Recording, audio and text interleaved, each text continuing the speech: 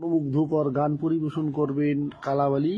হ্যাঁ, কালাবালি কইনি কইনেরই পাতারাতে নিদে না পড়িয়ে থাকে বাপের বাড়ির ইয়াদনে খৈমালান সুতের আগুন দিয়ে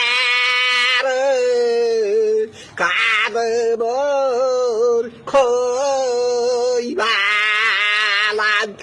এক জানিস নে খৈমালা তাই হইবে দুয়ো রে ইয়াদন হয়লা রে খৈমালান সাফন ভাগ করিয়ে দিব কাদবর খৈমালান